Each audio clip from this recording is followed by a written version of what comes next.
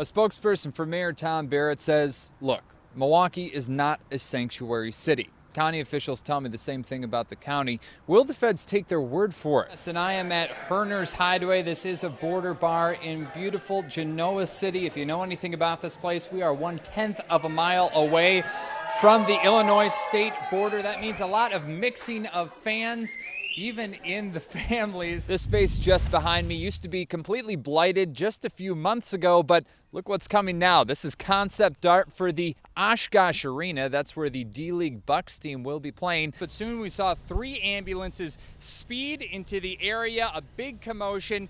My photographer and I, we were hopeful that all that activity meant good news, and in fact, it was good news as we caught video of these 3 teenagers being led out of the woods by authorities. Take a look at that. How you guys doing? Can you tell us what happened? 16-year-old Zachary Heron gets led to an ambulance, appearing much dirtier than this photo released by Dodge County authorities during the search. You feel the pressure, so if you didn't have anything on, you're done. So these guys put a lot of work into this training. Even a professional makes it look pretty painful. Check out what it looks like when an amateur like myself tries to take a bite.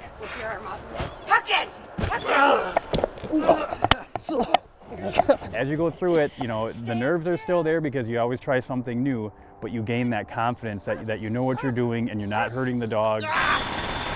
The call brought firefighters to this house on Locust Street where no one was injured, but there was still a rescue. What you got there? Saving our Christmas dinner. And you were in there cooking, or what were you doing? Sure enough I was. What's going on? For Christmas dinner? For Christmas dinner. What were you making? I was making some greens. I made some chillin'. Louise Berkeley, who lives downstairs, didn't know the upstairs neighbor's place was on fire until her grandson came in with firefighters. She told him, Yes, get my food and get my life. Michael Frankie is a bit of a sale hound. $119 at Home Depot. That's a purchase he made last Black Friday, used now outside of the Delafield Best Buy.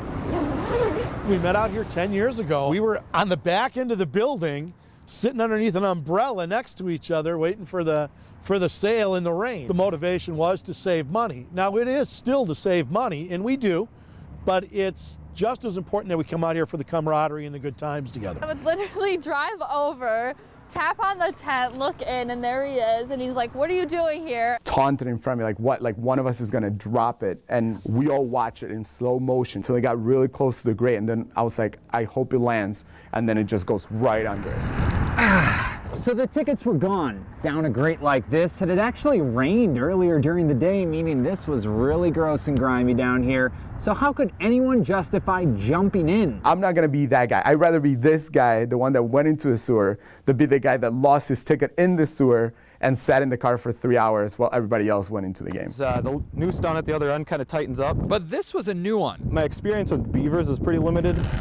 Just kind of tightened it a little bit so that way it was snug around it, and it just kind of walked almost like a dog straight to the squad. And the pictures posted to Caledonia PD's Facebook page might be why this story's spreading so far online. You know, checking on them, kind of looking back. We can kind of hear whenever anything's moving around behind us. So I ended up dropping them off and kind of gave me a little wave on the way out. 1, 2, 3, Packers! Where 5th through 8th graders are taking pride in their new name, Ready, hit! the Junior Packers. We were the Bulldogs for like 20 years, and the uniforms were starting to like become bad. My away jersey, the numbers fell off. So instead of number 50, I was number 5 for some of the games. The pads were falling out, the chin straps were breaking. Just everything was dying of old age. Ready! The bacon sizzles in the pan at Germantown Scholl's Deli. It's just one of the ingredients Mr. Fritz Scholl's uses to make authentic German potato salad. With the starch is what thickens it up also from the potatoes. We do it all. Both my parents were born in Germany. They came over here. My mother opened up the first Schultz's Deli in 1947. Yeah, it's going to be probably the first time we haven't seen a My Fest out here in a long time. Jacob Kittilstad reports Dodge County being called ground zero for this issue. I'm here at TNR Dairy Farm, where some of the people here say they're happy President Trump addressed this issue in such a high-profile manner.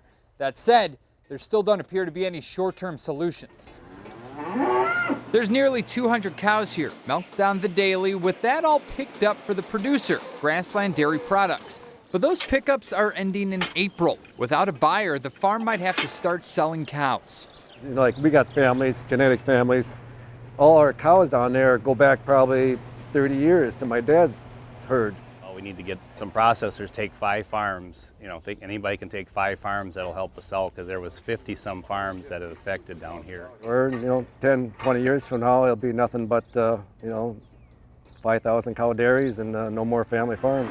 President Trump today in Kenosha related the issue to bad trade deals. Because in Canada, some very unfair things have happened to our dairy farmers and others, and we're going to start working on that with Ron and with Scott. It's another typical one-sided deal against the United States. Oh, no, I don't blame Canada. And we were shipping milk up to Canada, and they've got their own producers up there too. That's what they were looking for. We were shipping it up, but I don't blame Canada.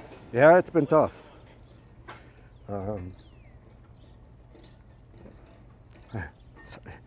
See my daughter, and I even got 2 grandkids. We both got grandkids, and it's like, no way. It'll find a way somehow. The dairy farmers here tell me that if a solution isn't figured out and a buyer for the milk isn't found, they'll have to start dumping their milk by May 1st. Reporting from Watertown, Jacob Kittilstad, CBS 58 News. But as you were saying, that water ski show earlier was the real spectacle on the water earlier during the day.